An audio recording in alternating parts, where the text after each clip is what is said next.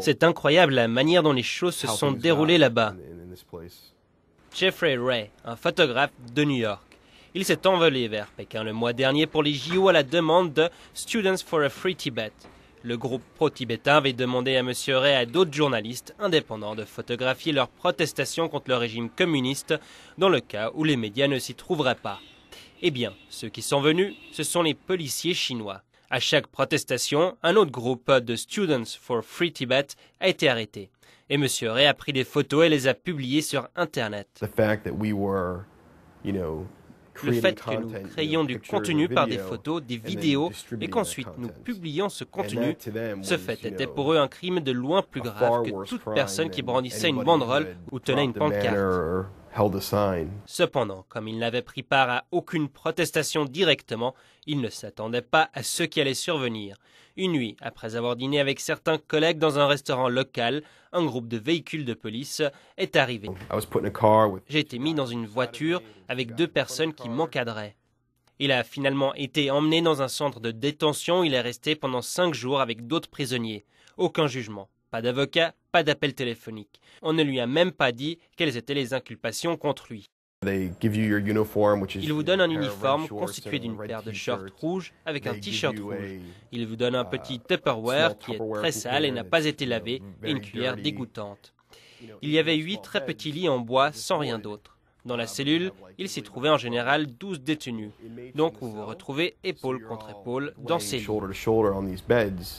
Chaque jour, il a été emmené hors de sa cellule pour être interrogé, surtout de ses connexions par rapport aux protestataires à sa vision politique. C'était dans une petite pièce avec une chaise métallique dotée d'un haut dossier. Il y avait une barre métallique qui passait par-dessus votre taille pour vous y bloquer. Et en plus, ils ajoutaient une série de barres en face de cela.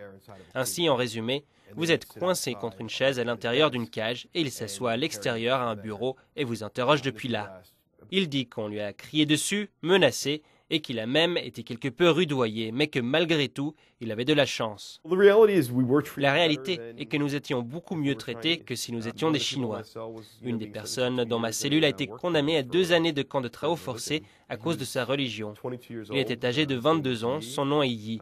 Il parlait plutôt bien l'anglais.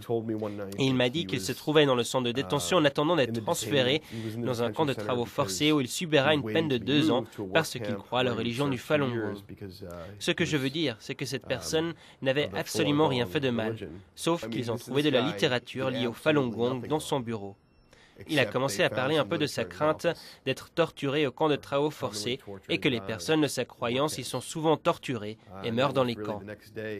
Puis le jour suivant est vraiment arrivé et les gardiens sont venus l'emmener, ce qui était terrible. Cela m'a bouleversé.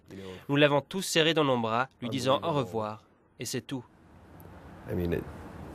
It just blew me away. I remember, we all hugged him goodbye, and that was that. Le 24 août, après la cérémonie de clôture des Jeux Olympiques, Ray a finalement été déporté.